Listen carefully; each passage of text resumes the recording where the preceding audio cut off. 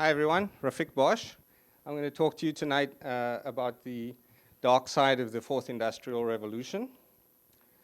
Before I go into my, let's see how this works now. Before I go into my content, I want to, start out with a bit of a fatalistic, controversial statement by saying that, yeah, guys, I'm sorry, the bad news is the dark future has already been written. Okay, it's too late. Now, when I say that, what I mean that it's already been written about, right, in science fiction. I think Mina made the point as well. Science fiction, you don't have to go very far into any kind of science fiction library to find a ton of really good stories that describe how differing access in technology. Wow, these lights are incredibly bright, guys. Are you all still there? Yeah, okay, I see you there, okay. How different access to technology divides up society and then invariably some really dire consequences that flow from that. I want to focus your guys' minds before I get into my detail on one particular story by really a legend of sci-fi writing, H.G. Wells. Before 1900, wrote a book called The Time Machine. That story has been made into at least two movies that I'm aware of, one in the 1960s and one more recently, 2002. And the Time Machine really tells the story of a time traveler who goes into the far distant future and arrives still on Earth, but arrives to find a civilization, or that human civilization is divided up into really two tribes. There's the sort of elite tribe, the Eloi, who really enjoy everything of technology, access to human knowledge, all of that great stuff. And then there is the Morlocks, which is really the rebel class, right? They literally live under the feet of the Morlocks. In H.G. Wells' story, there's a relationship between these two facets of humanity that's quite dark and disturbing. And I thought it was initially going to be about the fact that even from 1960 to 2002, they kept the same wigs. But it's really much darker, far more disturbing than that. Okay, guys? All right. So let's just keep that in the back of your mind as I go through my story tonight. I've really got 3 points I'm going to talk to you guys about. I'll talk about the digital divide and how it connects to conflict. A little bit of discussion about the fourth industrial revolution, and then really transition into a conversation about the playmakers within that fourth industrial revolution. I have about... When I rehearsed my presentation earlier, there's like 25 minutes of material here, and I've got a 15-minute slot. So I decided I'm going to hop over some stuff, and I got to say, Alex, thank you very much, because it's like my presentation is a companion piece to yours. You've really dealt with a lot of the things in the fourth industrial revolution for me. Thank you very much. But yeah, that's going to essentially be the story. Okay, so let's jump in. The digital divide, lots of different ways to define it, to measure it.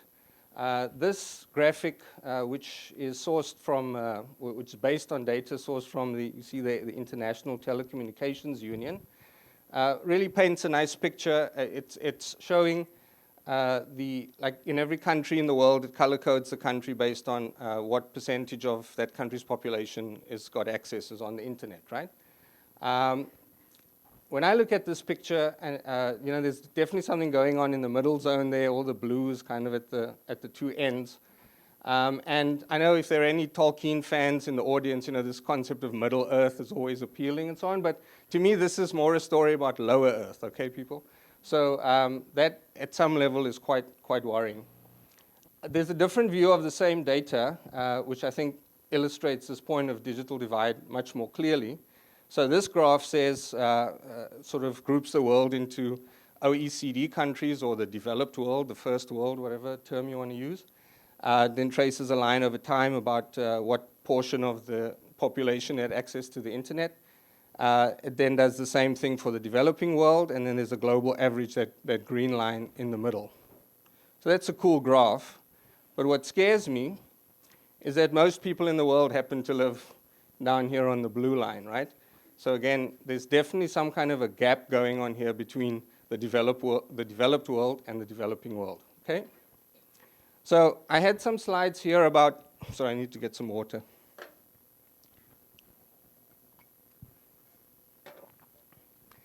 I had some slides and discussion here about quantifying the gap in economic terms, and there's lots of other terminology like horizontal inequality and so on, but I'm just going to short circuit through all of that for the sake of time and say that the fact that there's a gap is a problem. In 2017, the PRIO, which is the Peace Research Institute in Oslo, published a study that, again, it's a massive study, but the scary part of it is this notion of horizontal inequality, which is different from vertical inequality. So Gini coefficients, which is economic inequality, is a vertical kind of inequality. It's quite controversial about whether that leads to conflict. So PRIO says the data on that, the jury's still out. But the scary part in the context of the Industrial Revolution is horizontal inequality, which is what we mean when we talk about people who have access. It's like softer, right? People who are of a certain ethnicity versus people of other ethnicity, people who speak a certain language versus another language, people who have access to the internet or are technologically served versus those who aren't.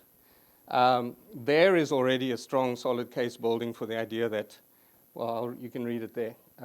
Horizontal inequalities make violent crime, more likely. Okay, so people, there is a problem. I'm going to move on now to the fourth industrial revolution, just a really quick primer, not even a primer. I mean, this slide really just sort of takes us through from the first industrial revolution, which is where this industrialization concept kind of comes from. The second industrial revolution, to me, is really about electrification. And in the third industrial revolution, what most of us, I guess, grew up through is computerization. And here we stand on the brink of the age of intelligent machines, right? The fourth industrial revolution. Again, it's probably a lot of different debates about what the boundaries are between each one. And I think some people here might even be surprised to learn that there's quite a lot of robust debate even about whether there is such a thing as a fourth industrial revolution. But I spent a bit of time looking at this excellent resource from the World Economic Forum, and I defy anybody who's been on that for 2 hours to come out of there and still argue against the existence of the fourth industrial revolution. Okay, so that's maybe a good resource people can have a look at when they have a chance. I was going to go here into sort of a bit of a sidebar about other things, but I'm going to just skip through that and really go back to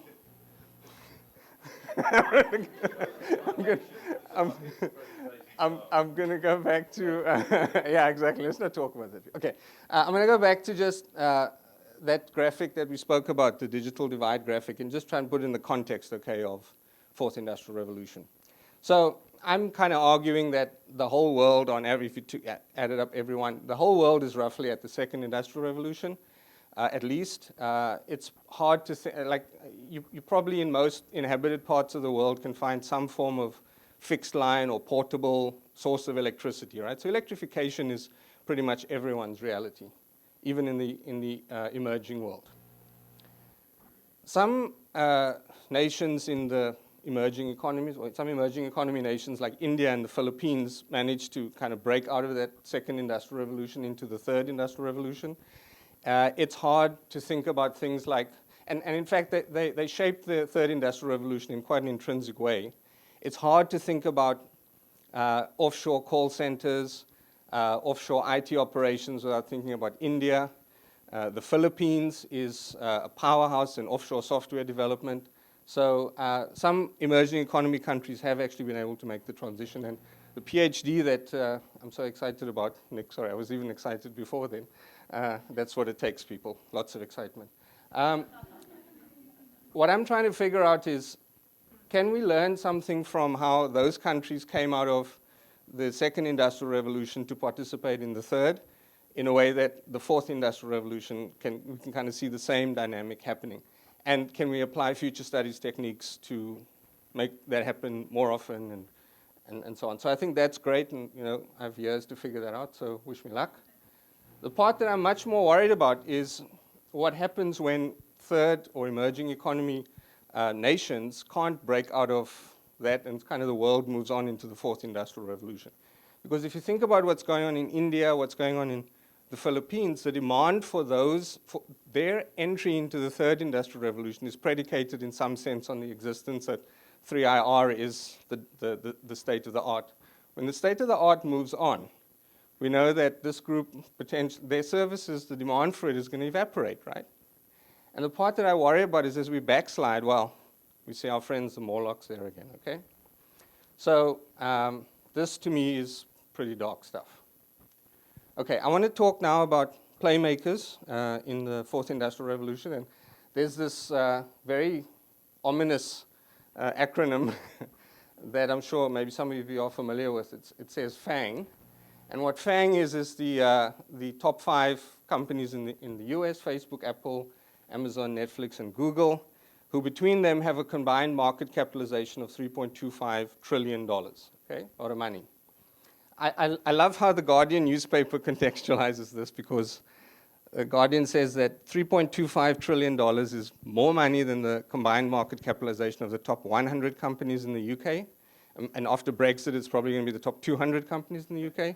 If you stacked all the big companies in France and Germany on top of each other, you still don't get to $3.25 trillion. So FANG, guys, they are legitimately huge, okay? No debate on that.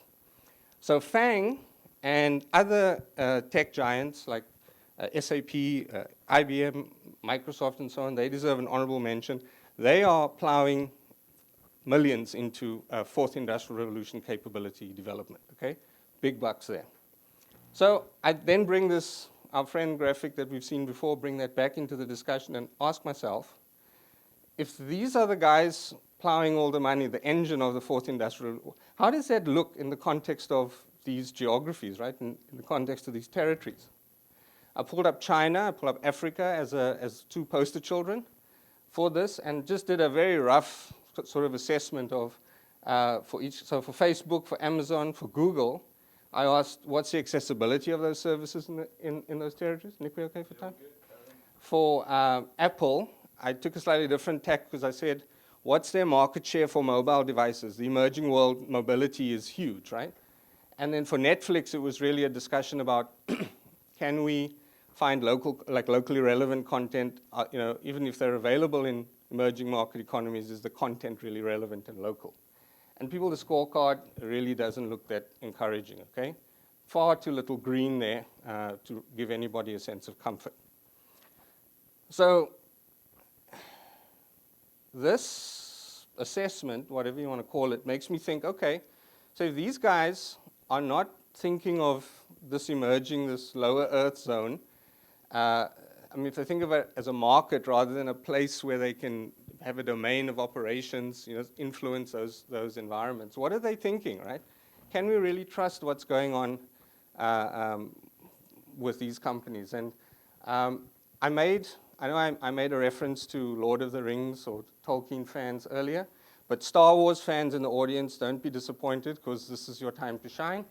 We're just going to go through an assessment of trying to pick a character from the Star Wars universe, right, to represent each of those companies, just based on what we know in the general media about all of these, right? So let's start with Facebook. And look at that smile, guys. I mean, isn't that a smile anyone could love? You all know this picture. This is one of the many photographs taken of Mark Zuckerberg during the congressional hearings. I think Alex mentioned this earlier. Facebook had to explain why they allowed people to try and influence external players to influence the US elections, and also why they didn't do a better job of protecting all our data, right? Zuckerberg came off quite unapologetic during those hearings, and many people said his performance was pretty wooden. So I think between that and the open flirtation with the dark side, I mean, it's got to be Kylo Ren for the Facebook poster boy there, right? All right, Apple does a little bit better. Lots of feel-good stories when you look around the news. Apple's trying to reduce their mining of rare earth minerals. And Tim Cook, I think, scored some hero points during that San Bernardino mass shooting when he refused to build a backdoor into iPhone software so that the FBI and folks could kind of hack into all our iPhones. But Apple, if you follow those stories through to their end, it's hard to see, or what you see every time is, despite their best intentions, Apple can't really prevent bad things from happening or people doing bad things with their products. But I think their heart's in the right place. So for that, we'll credit them with a Han Solo mascot, okay? Cool, let's move on. That's a picture of the richest man in the world, okay? That's Jeff Bezos, founder of Amazon. He's laughing. I think at this point, every photo of Jeff Bezos should just be him having a good laugh, right? I looked up his net worth yesterday. It's $140 billion, people. I remember in 1995 when Bill Gates had $10 billion, somebody said to me, Rafeeq, if you earned $100 million every year for the rest of your life and you didn't spend a single cent of it, you still wouldn't have as much money as Bill Gates. And he only had $10 billion, right? This dude's sitting on $140 billion. He could single-handedly solve poverty in Africa. I think the price of that is about $30 billion and still be the wealthiest man in the world. So, I mean, kudos to Jeff, right? And I think it's that size and that dominance maybe attracts a lot of haters towards Amazon. But notwithstanding all that, I think if you see the red commentary there, Jeff and his crew haven't also been trusted to always kind of keep their hands clean. There's some questionable stuff going on there. But I think just that sheer scale and the force is strong with himness. Who else other than Anakin Skywalker, Darth Vader, of course, right? Couldn't find that much on Netflix. I always like Netflix. I think Netflix is doing a lot of cool things. You know, you either find them adorable. Who doesn't love a Netflix and chill session?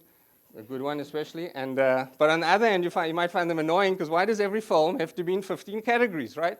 So I struggle a little bit with Netflix. They're ultimately inconsequential to our story. So I think an Ewok is probably the right mascot to give to Netflix, and then that brings us to the big behemoth Google. Lots of different stories around Google.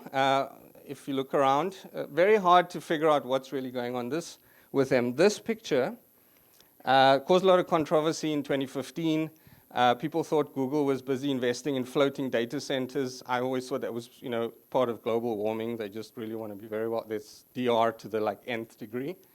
They came out and denied that flatly and gave some BS cover story, which really didn't hold water, pardon the pun. I think so with Google, what always occupies my mind is here's a company that tells its employees, don't be evil. And then it tells everyone in the world, we tell our employees, don't be evil. Now, if that doesn't set your spidey sense tingling, it certainly sends mine going wild. Definitely something insidious going on there. I mean, the name is in the word. Who else than Darth Sidious, Emperor Palpatine, to act as their mascot? Okay, so that's just a little bit of harmless fun. If there's Dungeons and Dragons fans, you all recognize this as a moral alignment chart. But people, isn't it terrifying, right? When you try and map these people, these mascots, onto this chart, you kind of just slide off the bottom right corner straight into the dark side, okay? So that's not very encouraging. You can say that, it's easy to find the negative stuff. My problem here is it's very hard to find a consistent story about goodness coming out of these companies, and that makes me worry. Okay, let me wrap up. 3 key messages. The digital divide is a big red flag. It's telling us something about the future. It's telling us something important about the 4th Industrial Revolution. Second, the 4th Industrial Revolution is going to widen whatever technology gap exists today in society. And as bad as that is, I think I've shown you some ideas here that makes you think it's going to get worse. And the people or the companies driving these 4th Industrial Revolution innovations have really made some choices that make us question their motives and their intent. They certainly have impressive global reach, but what's lacking, in my view, is that global thinking. And so I think until those 2 things start to marry up, I'll continue to remain concerned about them. And that, people, is the dark industrial revolution.